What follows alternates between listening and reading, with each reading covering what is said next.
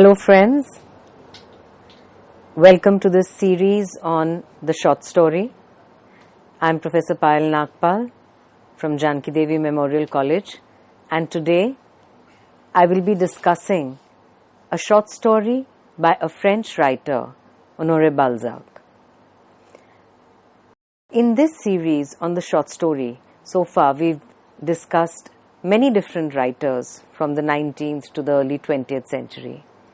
Today, we will be discussing a writer who, it can be said with great conviction, is responsible for the way in which fiction pans out through the 19th century. And when in the 20th century we look at modernist writing and modernist fiction, it is indeed a response to the way in which the French writers such as Stendhal, Balzac, Flaubert wrote in the 19th century. So, to actually, here is a daguerreotype portrait of Balzac from 1842. To understand this, we need to understand the term realism. We need to first understand the style of writing that evolved in the writings of writers like Stendhal and Balzac. Balzac was born in 1799 and lived up to 1850. He wrote what is very famously known a series of novels called the Human Comedy, and this of course was divided into many broad areas such as scenes from provincial lives, scenes from life in Paris. So, keeping all this in mind, an important question that we need to ask is, what was realism all about, and how was it different in a sense from, let's say, other writings that preceded it? We know that fiction, of course, started in a major way in the 18th century. But when we look at this kind of writing of the 19th century, we understand that after the age of enlightenment, rationality, there was a need to actually look at how fiction writing could be different and could be more akin to what was happening in the 19th century. So around 1842, Balzac writes what is very famously known as the author's introduction to the series called the Human Comedy. And it's important for us to look at this and then look back at the short stories that he had written, because Balzac started with writing short stories. And these stories did two things. His style of writing, of course, contributed to what is famously known as the realist style. And at the same time, it allowed the short story as a subgenre to evolve in a certain way. In the author's introduction, Balzac says, and I'm quoting it, hence the work to be written needed a threefold form: men, women and things. That is to say, persons and the material expression of their minds. Man, in short, and life. Now, Balzac has given us some very, very important coordinates in a sense to understand what realist writing was going to be all about. And this was a phenomena that's not just there in France. We can actually look at it, in the context of Russia. We can look at it in the context of England. If we have to look at the writers, so for instance, a writer like Gogol and who wrote the novel Dead Souls, we have Turgenev. In England, we need to just look at Dickens to understand, what realism is all about. So, if we look at the important coordinates here, the threefold form is men, women and things. And all this, all these three factors have to be looked at in terms of their material expression, which means that we are not looking at anything that is transcendental, anything that is soul-based and, is not to do with the material expression and, agency in a sense of human beings and things, men, women and things. So which meant that the writer was going to be looking at human beings in terms of their lived lives. So man, in short, here man representing, humanity in general and life, which meant that, the soulful expression or the transcendental expression that, is there later is not something that he's very concerned about. It is how the people interact with each other. Another very important aspect that Balzac, writes in his author's introduction, he says, "Chance is the greatest romancer in the world. We have only to study it. French society would be the real author. I should only be the secretary. By drawing up an inventory of vices and virtues, by collecting the chief facts of the passions, by depicting characters, by collecting the chief facts of passions, principal incidents of social life, and composing types out of a combination of homogeneous characteristics." He then talks about writing what he calls the history which many historians have neglected, and he calls it the history of manners. Let us look at this statement a little closely.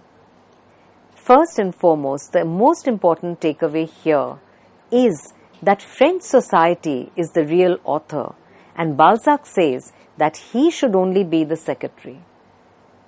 What this means is that the author, even though of course we categorize it as fiction, he draws his characters and the situations in which the characters are placed from real life. These are not characters that are divorced in a sense from real life, but they are drawn. Their performance is there in real life. And that is the reason why Balzac says that we have to only study it. So French society is the real author, which means Balzac is driven by the situations that he sees around him in France at that point of time. And he also goes a little bit into the many changes in France 1789 onwards, from the French Revolution onwards. Balzac of course was not around when the revolution happened because he was born in 1799. But in France, after almost every 15 years, there was resistance, there was protest, and there was a change. So from 1789 to 1815, after the Napoleonic Wars ended, we had what was called the Restoration. 1830, there is yet another change, and 1848, there is yet another change. So all these aspects form, really speaking, the intense fabric of Balzac's writing. So he draws up what he calls an inventory of vices, virtues, passions of depicting characters, incidents of social life.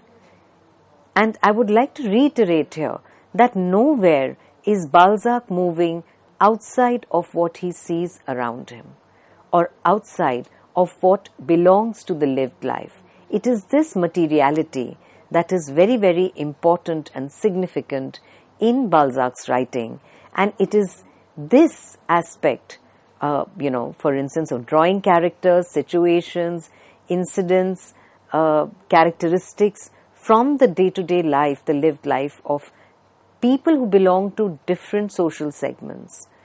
This forms the cornerstone, in a sense, of the Balzacian realist style, and which is why Balzac says that it is this history that has been neglected. It is the history of manners.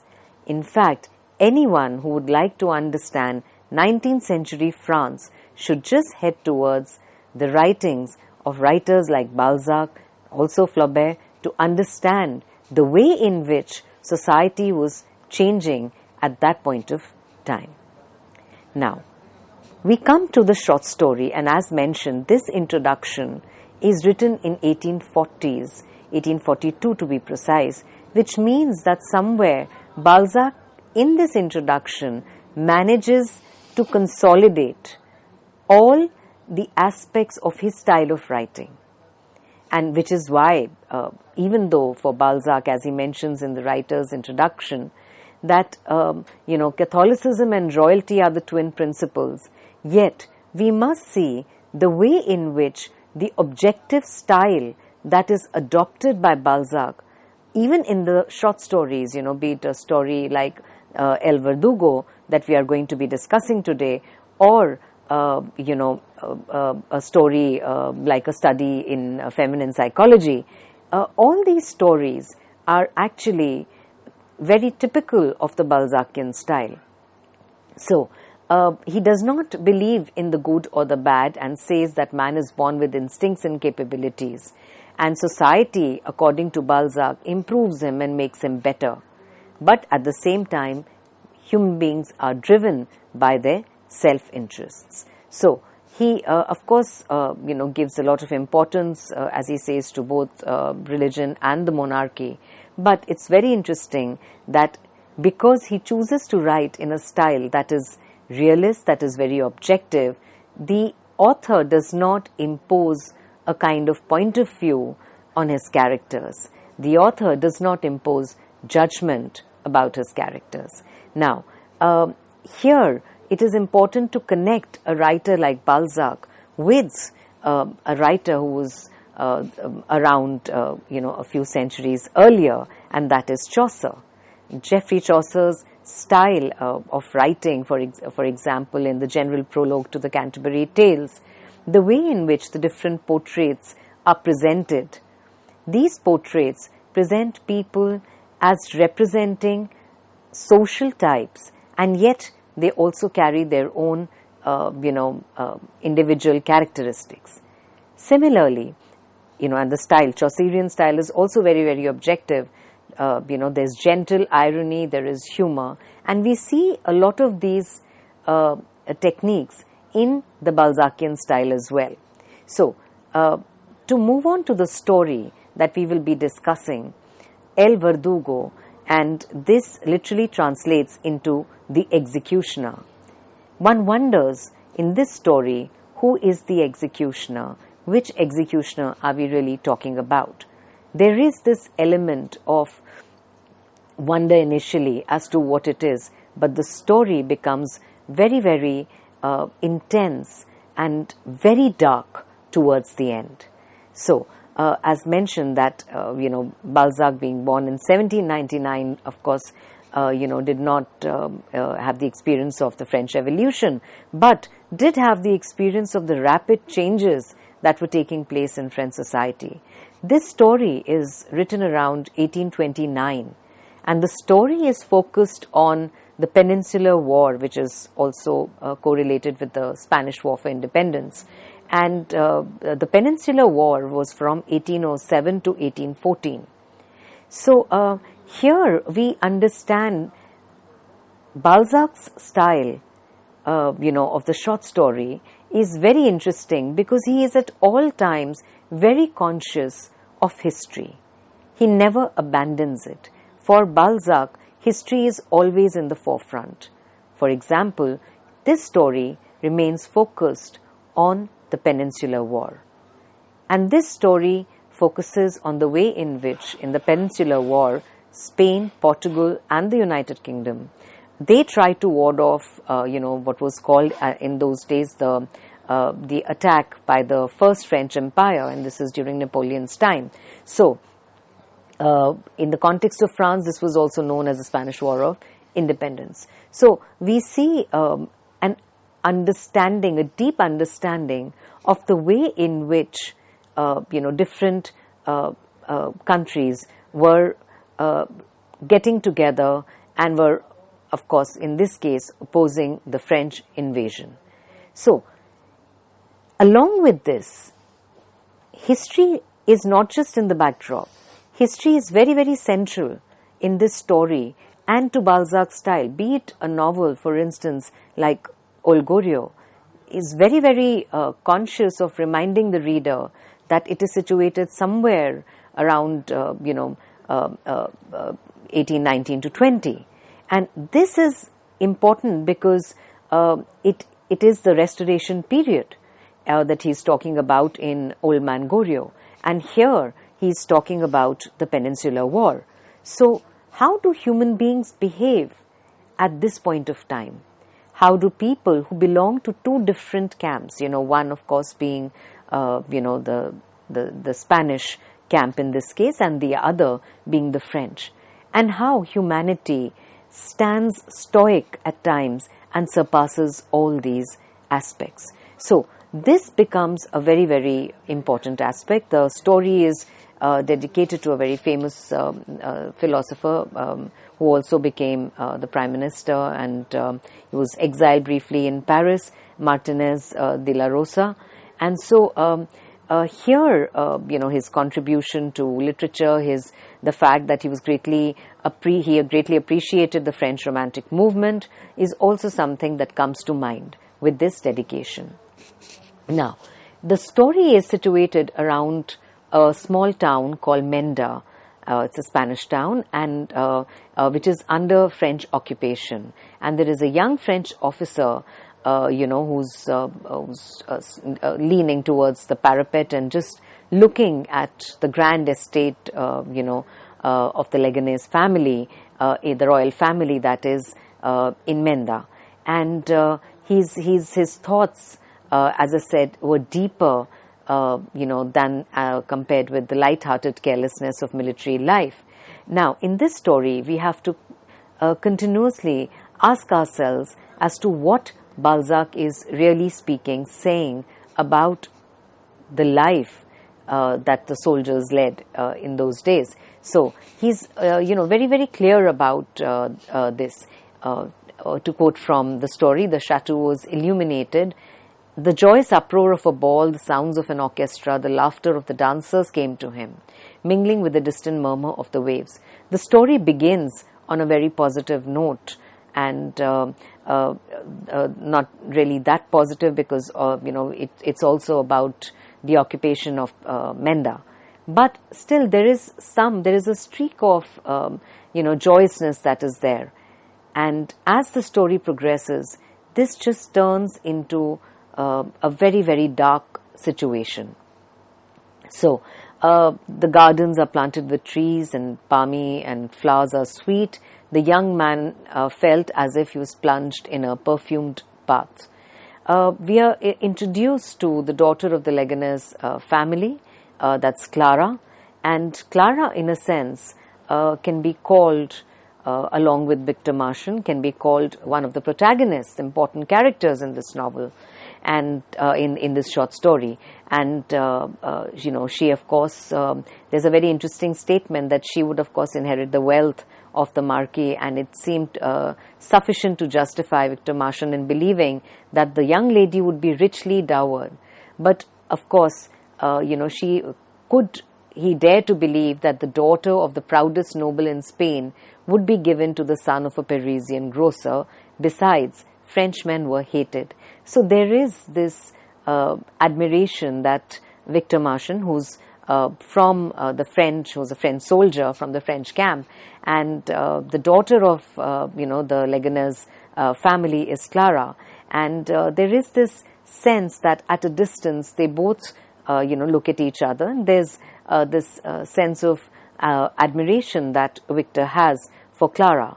And the idea of the son of a Parisian grocer also tells us about the changes in France, and how people from, let's say, the middle class were also exploring other areas of work, such as joining the military. So, and then Victor Marchand, who's also very alert as a soldier, he suddenly realizes that something is not right, and he sees, some light. And in any case, an order had been passed that there should be no light. The only light that was allowed was in the estate of the Leganés. And he wondered and almost thought that maybe this was some kind of an optical delusion that was probably caused by the waves in the moon. And suddenly there is, an orderly who calls out to him and tells him that there has been an uprising. Now, what had happened was that in this Peninsular War, the English had supported Spain, and based on this support, the Spanish people had revolted against the French, and most of the soldiers had been killed. And this poor orderly was shot in the head and he fell. The music and the laughter ceased in the ballroom. Not just in the ballroom, it seems at this point in the story, the festivities are over, and the silence of death is what follows, and there's a cannon shot that echoes. So at this point, we understand that the story reaches a stage where the very calm beginning that the story is based on is just done away with. So all the festivities, everything that's happening in this chateau that belongs to the Leganés family stops. So with this, our discussion has focused so far on the style of realism followed by Balzac and how it is reflected in the short story El Verdugo, which is translated as The Executioner.